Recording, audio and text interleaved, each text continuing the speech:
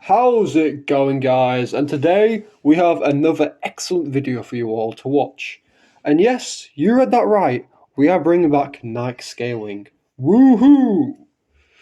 Now, of course, the next video after this won't be Nikke. However, Nikke is still going to be a big role in my channel. But like I said, I'm going to be expanding into different media, so I just don't keep it to a Nikke scaling account because it will get a bit boring.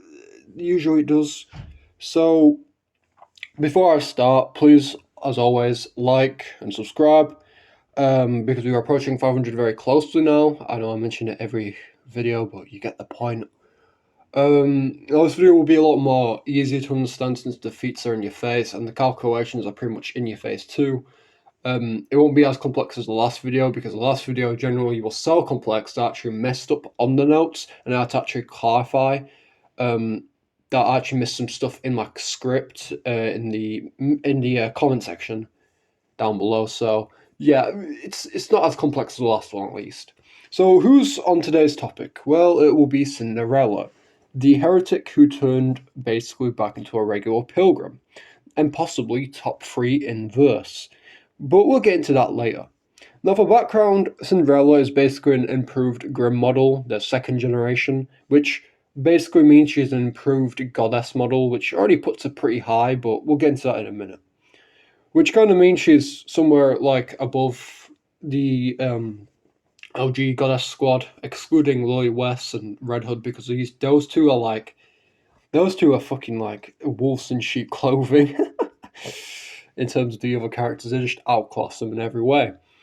Now, for basic scaling, her most easy feat to actually scale is her low orbit fall feat. Basically, um, when this space station gets blown up by the Rapture Queen, Cinderella basically falls from low orbit, crashes down, and somehow survives unscathed. Even her brain's intact. And usually, when that happens, when Nikes fall from that height, they don't usually have the brain intact, if you get what I mean. Which just shows that she has pretty much the best durability of any Nike we've seen, except from Red Hood.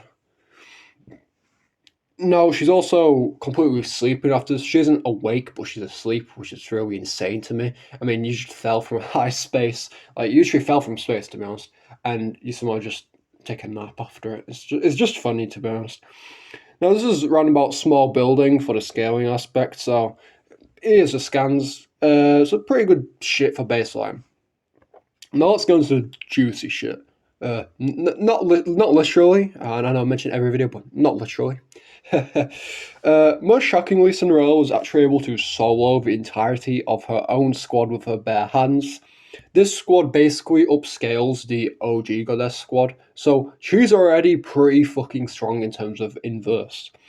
Which these guys can be scaled above Helm since they're second generation Grim models and basically pilgrims. So you could realistically put Cinderella currently at Iron level.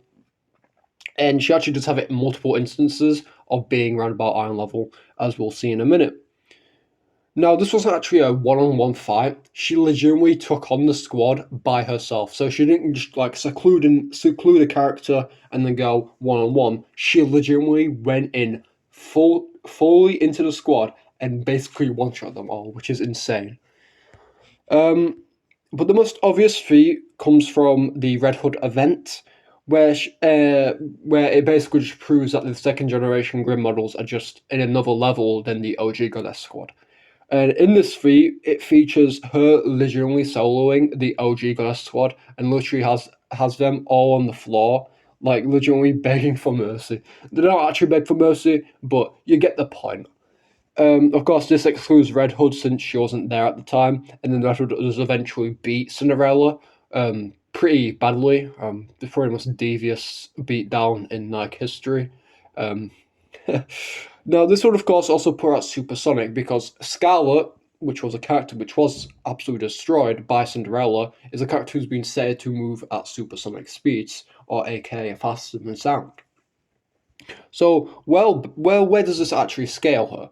Now, like I mentioned, Pilgrims are the above Helm, who was able to take on a large Iron level Rapture, So you could realistically put her at large iron level or baseline island.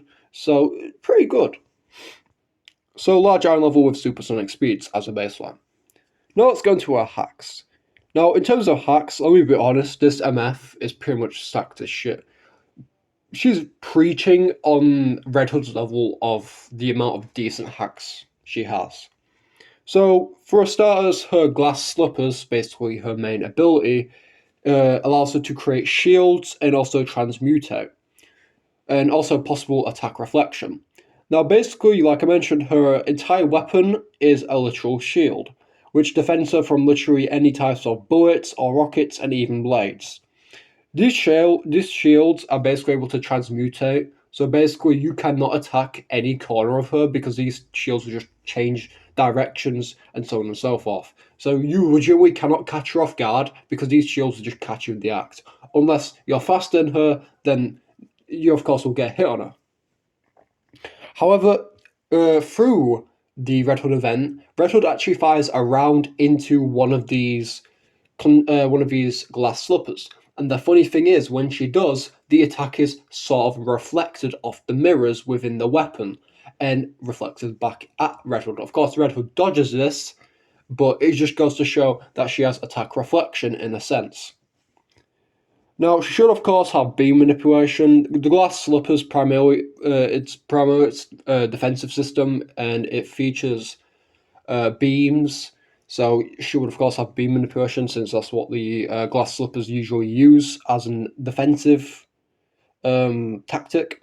She has regenerative immortality via the nanomachines in her brain, stated through the Valpass description.